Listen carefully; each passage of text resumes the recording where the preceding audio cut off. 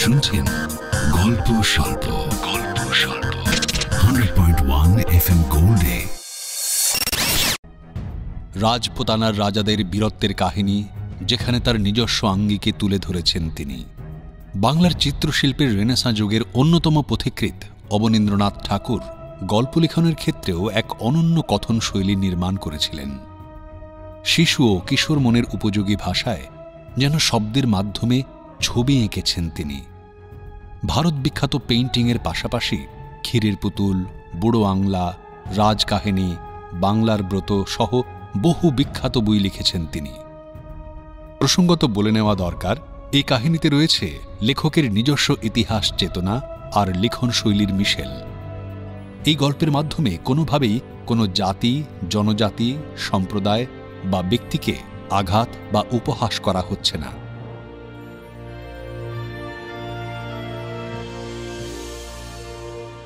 শুরু হচ্ছে গল্প শিলাদিত্য। রচনা অবনীন্দ্রনাথ ঠাকুর। ভারতীয় চিত্রকলার যুগদর্শী শিল্পী হিসেবে অবনীন্দ্রনাথ ঠাকুরের সর্বাধিক পরিচিতি, কিন্তু সাহিত্যকর্মেও তাঁর অপূর্ব লেখনী সৃষ্টি করেছে এক ভিন্ন ঘরানা। কখনো মেদুর ভাবনা, কখনো রাজকীয় উদ্দীপনা, আবার কখনো রূপকথার জগতের মায়াবী ইন্দ্রজাল সৃষ্টি করেছেন তাঁর লেখনীতে। অবনীন্দ্রনাথ ঠাকুর বা অবন ঠাকুরের এমনই একটি গ্রন্থ রাজকাহিনী। রাজপুতানার বংশানুক্রমিক বিভিন্ন রাজার কাহিনী, যা একই সঙ্গে স্বাদ এনে দেয় রূপকথা, ইতিহাস আর মায়াবী অনুভবের। রাজকাহিনী প্রকাশিত হয়েছিল 1909 খ্রিস্টাব্দে। সেই গ্রন্থের প্রথম গল্প শিলাদিত্য। পাঠে অর্পণ কুমার শর্মা ও অরুণিমা ঘোষ। শব্দ সংযোজনা অর্পণ কুমার শর্মা। শুরু হচ্ছে অবনীন্দ্রনাথ ঠাকুর রচিত রাজকাহিনীর শিলাদিত্য। শিলাদিত্যের যখন জন্ম হয়নি, যে সময়ে বল্লভীপুরে রাজা কনক সেনের বংশের শেষ রাজা রাজত্ব করছিলেন, সেই সময় বল্লভীপুরে সূর্যকুণ্ড নামে একটি অতি পবিত্র কুণ্ড ছিল। সেই কুণ্ডের একধারে প্রকাণ্ড সূর্য মন্দিরে এক অতি বৃদ্ধ পুরোহিত বাস করতেন। তার একটিও পুত্রকন্যা বা বন্ধু বান্ধব ছিল না। অনন্ত আকাশে সূর্যদেব যেমন একা, তেমনি আকাশের মতো নীল প্রকাণ্ড সূর্যকুণ্ডের তীরে আদিত্য মন্দিরে সূর্য পুরোহিত তেজস্বী বৃদ্ধ ব্রাহ্মণ বড়ই একাকী, বড়ই সঙ্গীহীন ছিলেন। মন্দিরের দীপদান, ঘণ্টাধ্বনি, উদয়স্ত, 2 সন্ধ্যা আরতি সকল ভারী তাঁর উপর। ভৃত্য নেই, অনুচর নেই, একটি শিষ্যও নেই। বৃদ্ধ ব্রাহ্মণ একাই প্রতিদিন 30 সের ওজনের পিতলের প্রদীপে 2 সন্ধ্যা সূর্যদেবের আরতি করতেন।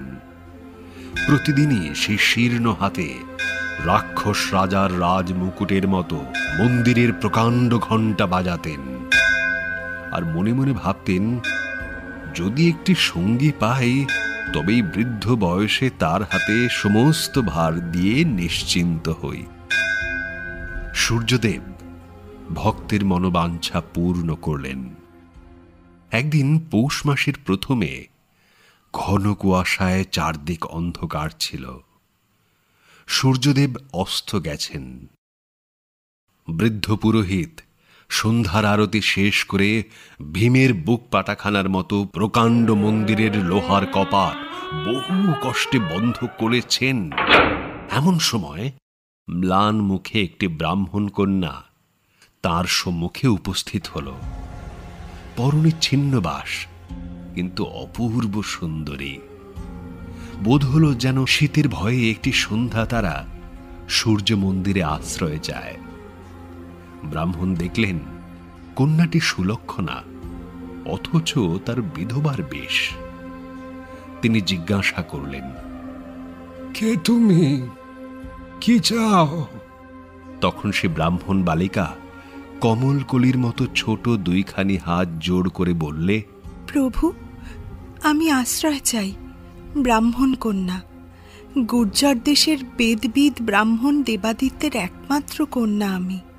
নাম সুভাগা। বিয়ের রাতে বিধবা হয়েছি। সেই দোষে দুর্ভাগী বলে সকলে মিলে আমায় আমাদের দেশের বার করেছে। প্রভু, আমার মা ছিলেন, এখন মাও নেই, আমায় আশ্রয় দাও। ব্রাহ্মণ বললেন, আরে অনাথিনী, এখানে কোন সুখের আশায় আশ্রয় চাস? আমার অন্ন নেই, বস্ত্র নেই, আমি যে নিতান্ত দরিদ্র, বন্ধুহীন। ব্রাহ্মণ মনে মনে এই কথা বললেন বটে, কিন্তু কে যেন তার মনের ভিতর বলতে লাগলো, হে দরিদ্র, হে বন্ধুহীন, এই বালিকাকে তোমার বন্ধু করো, আশ্রয় দাও। ব্রাহ্মণ একবার মনে করলেন আশ্রয় দিই, আবার ভাবলেন যে মন্দিরে ৮০ বৎসর ধরে একা এই সূর্যদেবের পূজা করলেন, আজ শেষ দশায় আবার কার হাতে তার পূজার ভার দিয়ে নিশ্চিন্ত হই? হ্যাঁ, ব্রাহ্মণ ইতস্তত করতে লাগলেন। তখন সহসা সন্ধ্যার সমস্ত অন্ধকার ভেদ করে পৃথিবীর পশ্চিম পার থেকে এক বিন্দু সূর্যের আলো সেই দুঃখিনী বালিকার মুখখানিতে এসে পড়ল। ভগবান আদিত্যদেব যেন নিজের হাতে দেখিয়ে দিলেন, এই আমার সেবাদাসী, হে আমার প্রিয় ভক্ত, এই বালিকাকে আশ্রয় দাও, যেন চিরদিন এই দুঃখিনী বিধবা আমার সেবায় নিযুক্ত থাকে। ব্রাহ্মণ জোর হস্তে সূর্যদেবকে প্রণাম করে দেবাদিত্য ব্রাহ্মণের কন্যা সুভাগাকে সূর্য মন্দিরে আশ্রয় দিলেন। তারপরে কতদিন কেটে গেল। সুভাগা তখন মন্দিরের সমস্ত কাজই শিখেছেন। কেবল ননির মতো কোমল হাতে ৩০ সের ওজনের সেই আরতির প্রদীপটা কিছুতেই তুলতে পারলেন না বলে আরতির কাজটা বৃদ্ধকেই করতে হতো।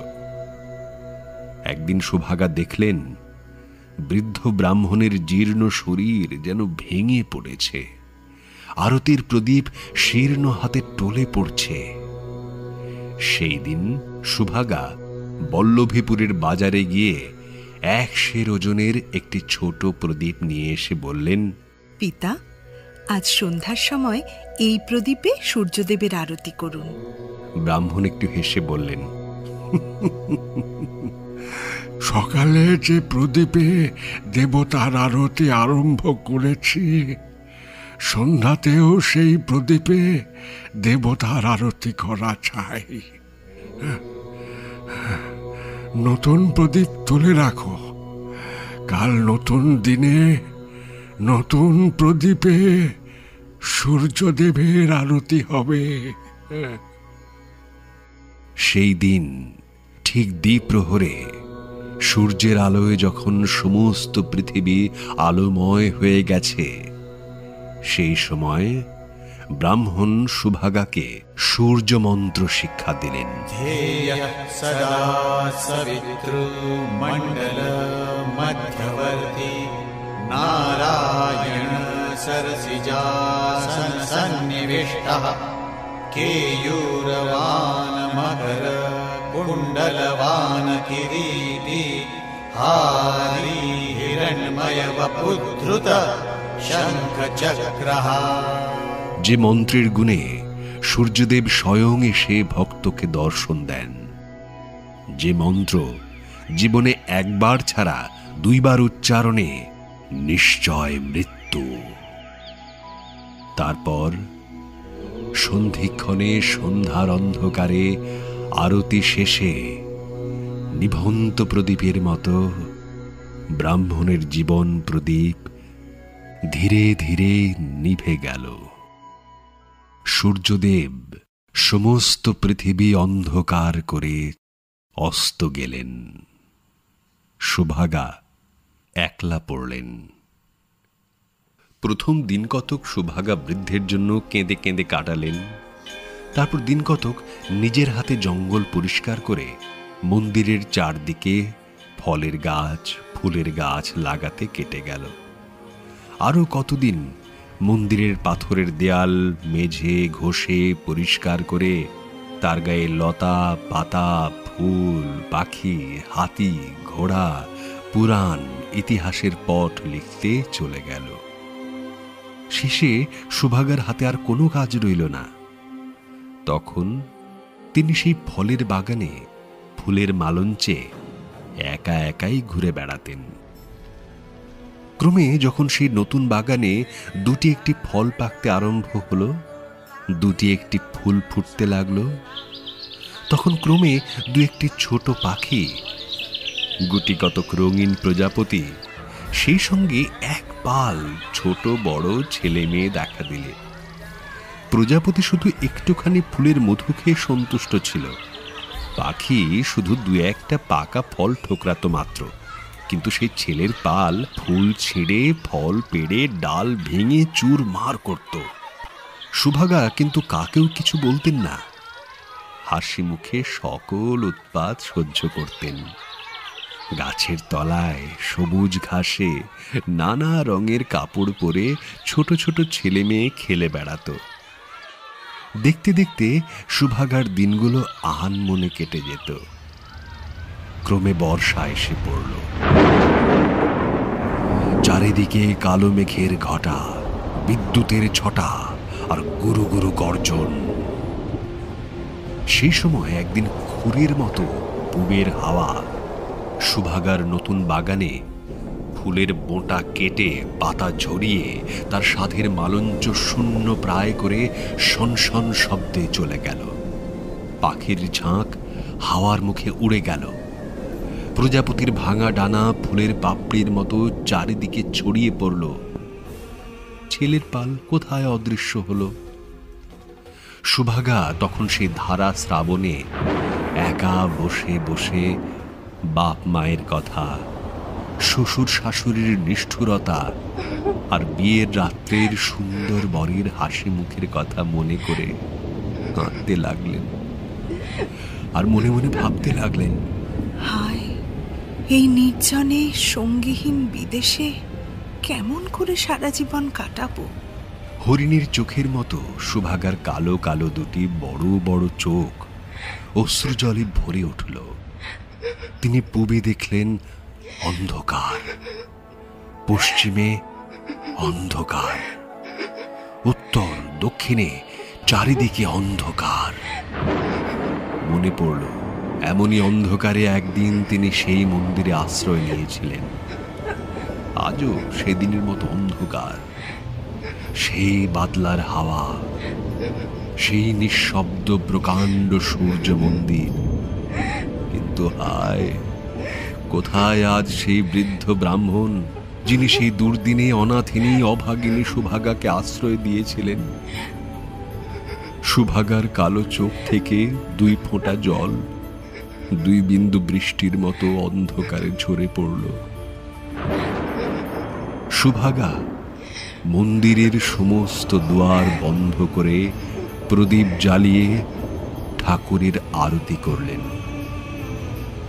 তারপর কি জানি কি মনে করে সুভাগা সেই সূর্য মূর্তির সম্মুখে ধ্যানে বসলেন। ক্রমে সুভাগার দুটি চক্ষু স্থির হয়ে এলো।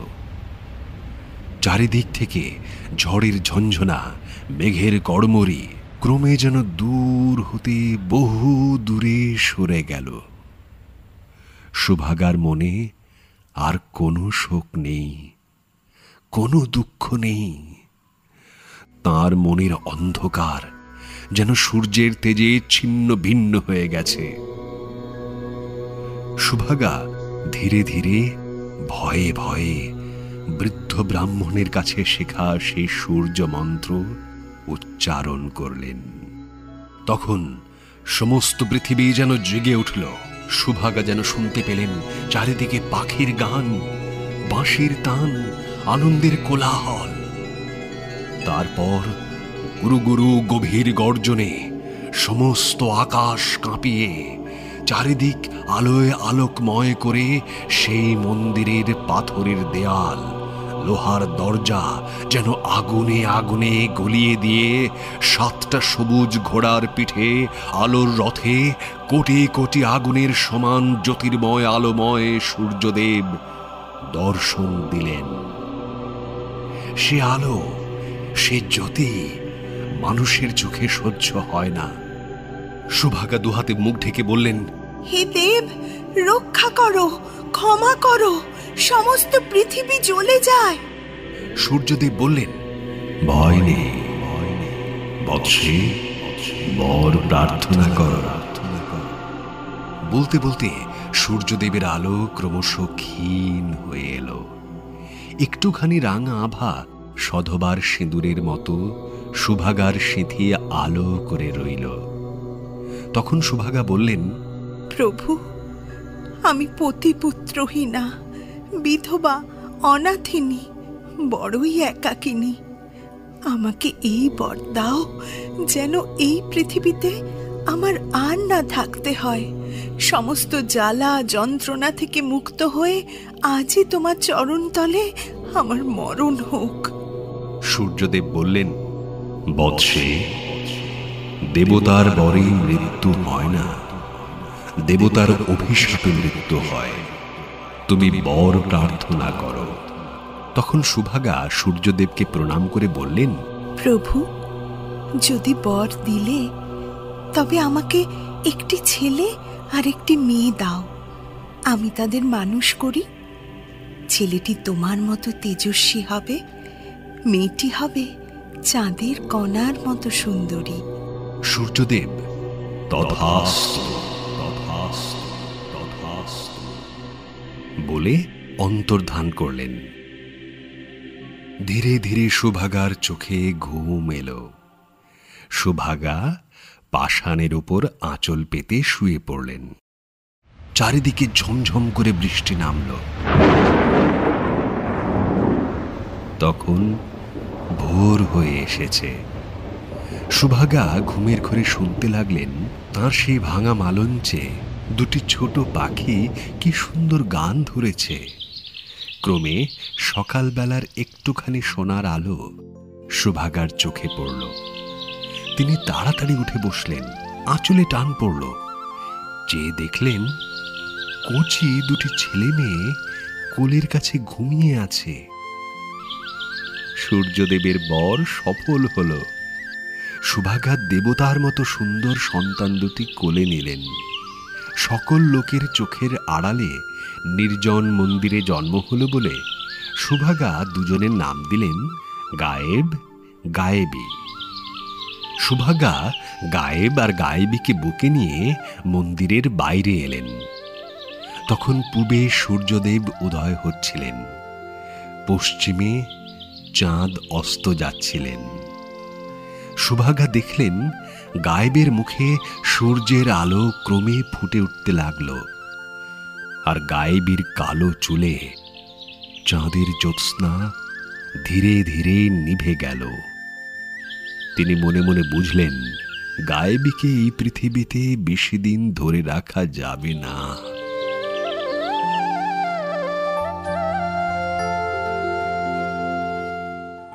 গায়েব ক্রমশ বড় হয়ে পাঠশালায় যেতে আরম্ভ করলেন।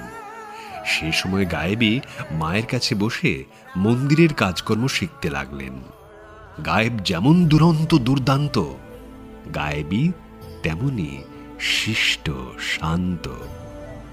গায়েবীর সঙ্গে কত ছোট ছোট মেয়ে সেধে সেধে খেলা করতে আসত, কিন্তু গায়েবের উৎপাতে পাঠশালার সকল ছেলে অস্থির হয়ে উঠেছিল। শেষে তারা সকলে মিলে একদিন পরামর্শ করলে, গায়েব আমাদের চেয়ে লেখায় পড়ায় গায়ের জোরে সকল বিষয় বড়। এসো আমরা সকলে মিলে গায়েবকে রাজা করি, আর আমরা তার প্রজা হই। তাহলে গায়েব আর আমাদের উপর অত্যাচার করতে পারবে না। এই বলে সকলে মিলে গায়েবকে রাজা করে কাঁধে করে নৃত্য আরম্ভ করলে। গায়েব হাসি খুশিতে সেই সকল ছোট ছোট ছেলের কাঁধে বসে আছেন। এমন সময় একটি খুব ছোট ছেলে বলে উঠল, আমি রাজার পূজারি, মন্ত্র বস্ত্র পরে গায়েবকে রাজটিকা দেব। তখন সেই ছেলের পাল গায়েবকে একটা মাটির ঢিবির ওপর বসিয়ে দিলে। গায়েব সত্যি রাজার মতো সেই মাটির সিংহাসনে বসে আছেন। এমন সময় সেই ছোট ছেলেটি তার কপালে তিলক টেনে দিয়ে বললে, গায়েব, তোমার নাম জানি, বলো তোমার মায়ের নাম কি, বাপের নাম কি? গায়েব বললেন, আমার নাম গায়েব, আমার বোনের নাম গায়েবী, আমার মায়ের নাম সুভাগা, আমার বাপের নাম কি? গায়েব জানেন না তিনি সূর্যদেবের বরপুত্র। নাম বলতে পারলেন না, লজ্জায় অধোবদন হলেন। চারদিকে ছেলের পাল হো হো করে হাততালি দিতে লাগলো। লজ্জায় গায়েবের মুখ লাল হয়ে উঠল।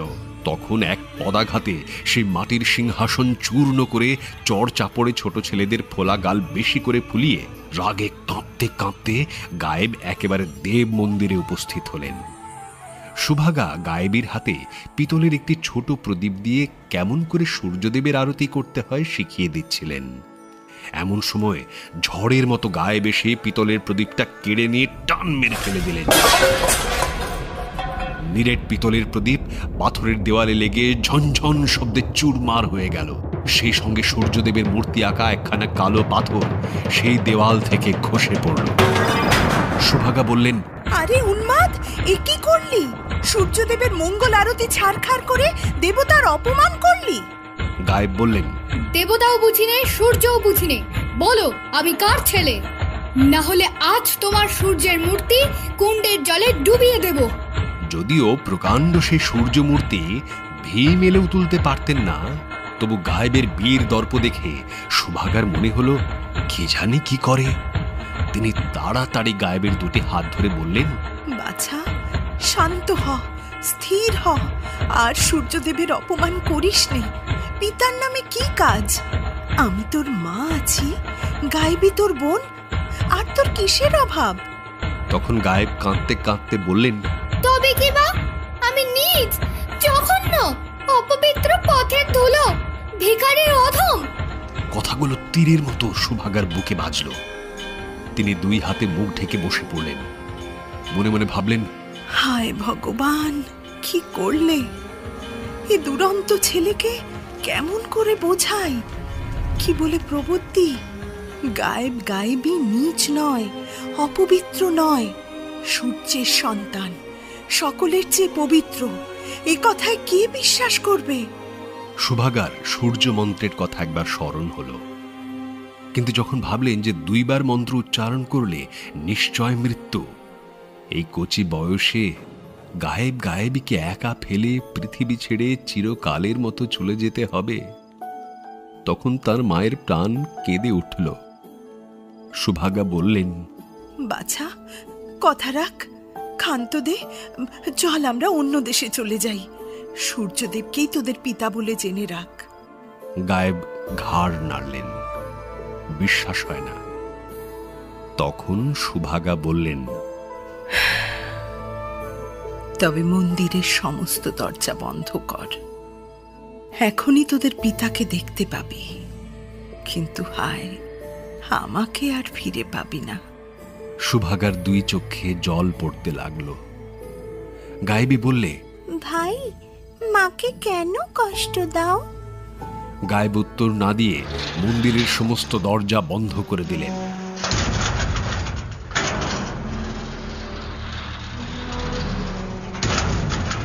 সুভাগা দুজনের হাত ধরে সূর্য মূর্তির সম্মুখে গিয়ে ধ্যানে বসলেন। এই মন্দিরে একাকিনী সুভাগা একদিন মৃত্যু ইচ্ছা করে যে মন্ত্র নির্ভয়ে উচ্চারণ করেছিলেন, কাল সর্পের মতো সেই সূর্য মন্ত্র আজ উচ্চারণ করতে তার মায়ের প্রাণে কতই ভয়, কতই ব্যথা। সূর্যদেব দর্শন দিলেন। সমস্ত মন্দির যেন রক্তের স্রোতে ভাসিয়ে প্রচন্ড মূর্তিতে দর্শন দিলেন। সুভাগা বললেন, প্রভু, গায়েব গায়েবী কার সন্তান? সূর্যদেব একটি কথা কইলেন না। দেখতে দেখতে সূর্যের প্রচন্ড তেজে ভিখারিণী সুভাগার সুন্দর শরীর জ্বলে পুড়ে ছাই হয়ে গেল। গায়েবী কেঁদে উঠল, মা, মা। গায়েব জিজ্ঞাসা করলেন, মা কোথায়? সূর্যদেব কোনোই উত্তর করলেন না, কেবল পাষাণের উপর রাশিকৃত ছাই দেখিয়ে দিলেন। গায়েব বুঝলেন মা আর নেই। রাগে দুঃখে তার চোখে আগুন ছুটল। গায়েব মন্দিরের কোণ থেকে সূর্যমূর্তি আঁকা সেই পাথরখানা কুড়িয়ে সূর্যদেবকে ছুঁড়ে মারলেন। যমরাজের মহিষের মাথাটার মতো সেই কালো পাথর সূর্যদেবের মুকুটে লেগে জ্বলন্ত কয়লার মতো একদিকে ঠিকরে পড়ল। সঙ্গে সঙ্গে গায়েব মূর্ছিত হলেন। অনেকক্ষণ পরে গায়েব জেগে উঠলেন। তখন সূর্যদেব অন্তর্ধান করেছেন। মাথার কাছে শুধু গায়েবই বসে আছে। গায়েব জিজ্ঞাসা করলেন, সূর্যদেব কোথায়? গায়েবী তখন সেই কালো পাথরখানা দেখিয়ে বললে, ওই নাও ভাই, আদিত্যশিলা। এই পাথর তুমি যার উপর ফেলবে তার নিশ্চয় মৃত্যু। সূর্যদেব এটি তোমায় দিয়ে গেছেন আর বলেছেন তুমি তাঁরই ছেলে। আজ থেকে তোমার নাম হলো শিলাদিত্য। তোমার বংশ সূর্যবংশ নাম নিয়ে পৃথিবী শাসন করবে। আর তুমি মনে মনে ডাকলেই ওই সূর্যকুণ্ড থেকে 7টা ঘোড়ার পিঠে সূর্যের রথ তোমার জন্য উঠে আসবে। রথের নাম সপ্তাশ্ব রথ। যাও ভাই, সপ্তাশ্ব রথে আদিত্যশিলা হাতে পৃথিবী জয় করে এসো। গায়েব বললেন, তোকে কোথায় রেখে যাব বোন? গায়েবী বলল, ভাই, আমাকে এই মন্দিরে বন্ধ রেখে যাও। আমি বাগানের ফল, কুণ্ডের জল খেয়ে জীবন কাটাবো। তারপর তুমি যখন রাজা হবে আমায় এই মন্দির থেকে রাজবাড়িতে নিয়ে যেও। গায়েব মহা আনন্দে গায়েবীকে সেই মন্দিরে বন্ধ রেখে 7 ঘোড়ার রথে পৃথিবী জয় করতে চলে গেলেন। আর গায়েবী সেই রাশিকৃত ছাই সূর্যকুণ্ডের জলে ঢেলে দিয়ে মারে ভাই রে বলে পাষাণের উপর আছাড় খেয়ে পড়ল। সেদিন গভীর রাত্রে, যখন আকাশে তারা ছিল না, পৃথিবীতে আলো ছিল না, সেই সময় হঠাৎ সূর্য মন্দির ঝনঝন শব্দে একবার কেঁপে উঠল। তারপর 80 মণ কালো পাথরের প্রকাণ্ড সূর্য মূর্তিকে নিয়ে আর নুনের পুতুলের মতো সুন্দরী গায়েবীকে নিয়ে আধখানা মন্দির ক্রমে মাটির নিচে চলে যেতে লাগল। গায়েবী প্রাণ ভয়ে পালাবার চেষ্টা করলে, বৃথা চেষ্টা। গায়েবী দেয়াল ধরে উঠবার চেষ্টা করলে পাথরের দেয়ালে পা রাখা যায় না, কাচের সমান। তখন গায়েবী বলে অজ্ঞান হয়ে পড়ল। তারপর সব শেষ, সব অন্ধকার। কতদিন চলে গেছে। গায়েব সে সপ্তাশ্ব রথে পৃথিবী ঘুরে দেশ বিদেশ থেকে সৈন্য সংগ্রহ করে রাজ্যের পর রাজ্য জয় করে শেষে বল্লভীপুরের রাজাকে সে আদিত্য শিলা দিয়ে সম্মুখ যুদ্ধে সংহার করে শিলাদিত্য নাম নিয়ে রাজ সিংহাসনে বসে পাঠশালার সঙ্গীদের কাউকে মন্ত্রী, কাউকে বা সেনাপতি করে যত নিষ্কর্মা বুড়ো কর্মচারীদের তাড়িয়ে দিলেন। তারপর হুলুধ্বনি শঙ্খধ্বনির মাঝখানে শিলাদিত্য চন্দ্রাবতী নগরের রাজকন্যা পুষ্পবতীকে বিয়ে করে শ্বেত পাথরের শয়ন মন্দিরে বিশ্রাম করতে গেলেন। ক্রমে রাত্রি গভীর হল।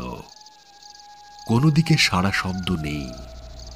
পায়ের ধারে চামর ধারিণী চামর হাতে ঢুলে পড়েছে। মাথার শিওরে সোনার প্রদীপ নিভু নিভু হয়েছে। সেই সময় শিলাদিত্য তার ছোট বোন গায়েবীর কচি মুখখানি স্বপ্নে দেখলেন। তার মনে হলো যেন অনেক অনেক দূর থেকে সেই মুখখানি তার দিকে চেয়ে আছে, আর সেই সূর্য মন্দিরের দিক থেকে কে যেন ডাকছে, ভাই রে, ভাই রে, ভাই রে। শিলাদিত্য চিৎকার করে জেগে উঠলেন। তখন ভোর হয়েছে। তিনি তৎক্ষণাৎ রথে চড়ে সৈন্য সামন্ত নিয়ে সূর্য মন্দিরে উপস্থিত হলেন। দেখলেন ভীমের বর্ম দুখানার মতো মন্দিরের দুখানা কপাট একেবারে বন্ধ। কত কালের লতা পাতা সেই মন্দিরের দুয়ার যেন লোহার শিকলে বেঁধে রেখেছে। শিলাদিত্য নিজের হাতে সেই লতা পাতা সরিয়ে মন্দিরের দুয়ার খুলে ফেললেন। দিনের আলো পেয়ে এক ঝাঁক বাদুর ঝটাপট করে খোলা দরজা দিয়ে বেরিয়ে গেল। শিলাদিত্য মন্দিরে প্রবেশ করলেন। চেয়ে দেখলেন যেখানে সূর্যদেবের মূর্তি ছিল সেখানে প্রকাণ্ড একখানা অন্ধকার কালো পর্দার মতো সমস্ত ঢেকে রেখেছে। শিলাদিত্য ডাকলেন, গায়েবী, গায়েবী, কোথায় গায়েবী? অন্ধকার থেকে উত্তর এলো, আয় গায়েবী, কোথায় গায়েবী? শিলাদিত্য মশাল আনতে হুকুম দিলেন। সেই মশালের আলোয় শিলাদিত্য দেখলেন উত্তর দিকটা শূন্য করে সূর্যমূর্তির সঙ্গে সঙ্গে মন্দিরের আধখানা যেন পাতালে চলে গেছে। কেবল কালো পাথরের 7টা ঘোড়ার মুন্ডু বাসুকের ফনার মতো মাটির উপরে জেগে আছে। যে ঘরে শিলাদিত্য গায়েবীর সঙ্গে খেলা করেছেন, যে ঘরে সারাদিন খেলার পর দুটি ভাই বোন গুর্জর দেশের গল্প শুনতে শুনতে মায়ের কোলে ঘুমিয়ে পড়তেন, যেখানে দেবদারু গাছের মতো পিতলের সেই আরতি প্রদীপ ছিল, সেই সকল ঘরের চিহ্ন মাত্র নেই। শিলাদিত্য সেই প্রকাণ্ড গহ্বরের মুখে দাঁড়িয়ে ডাকলেন, গায়েবী, গায়েবী। তার সেই করুণ সুর সে অন্ধকার গহ্বরে ঘুরে ফিরে ক্রমে দূর থেকে দূরে পাতালের মুখে চলে গেল। গায়েব নিঃশ্বাস ফেলে রাজ মন্দিরে ফিরে এলেন। সেই দিন রাজ আজ্ঞায় রাজকর্মকারেরা পুরো সোনার পাত দিয়ে সেই প্রকাণ্ড মন্দির আগাগোড়া মুড়ে দিতে লাগল। শিলাদিত্য সে মন্দিরে আর অন্য মূর্তি প্রতিষ্ঠা করলেন না। সেই অন্ধকার গহ্বর থেকে সূর্যের ঘোড়াগুলি যেমন আধখানা জেগেছিল তেমনি রইল। তারপর শিলাদিত্য পাহাড় কেটে শ্বেত পাথর আনিয়ে সূর্যকুণ্ডের চারদিকে সুন্দর করে বাঁধিয়ে দিলেন।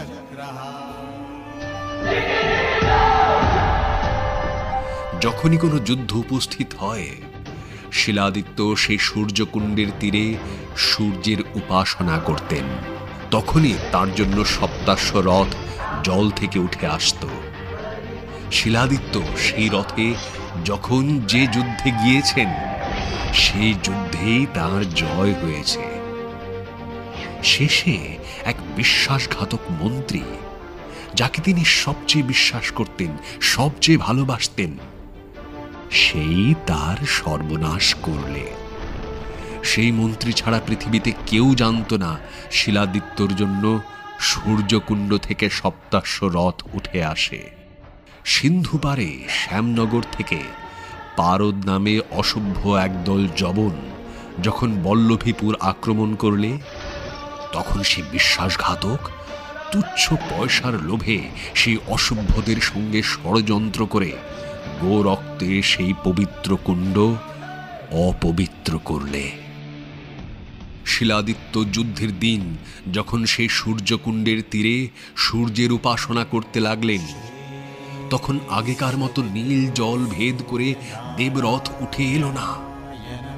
শিলাদিত্য 7টা ঘোড়ার 7টা নাম ধরে বারবার ডাকলেন, কিন্তু হায়, কুণ্ডের জল যেমন স্থির তেমনই রইল।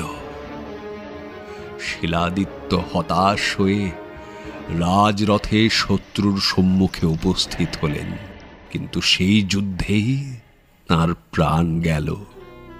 সমস্ত দিন যুদ্ধের পর সূর্যদেবের সঙ্গে সঙ্গে সূর্যের বরপুত্র শিলাদিত্য অস্ত গেলেন। বিধর্মী শত্রু সোনার মন্দির চূর্ণ করে বল্লভীপুর ছারখার করে চলে গেল।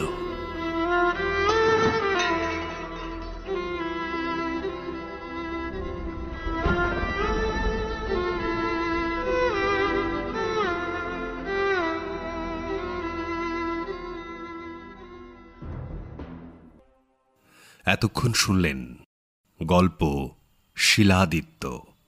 রাজকাহিনী গ্রন্থের অন্তর্ভুক্ত এই গল্পের রচয়িতা অবনীন্দ্রনাথ ঠাকুর।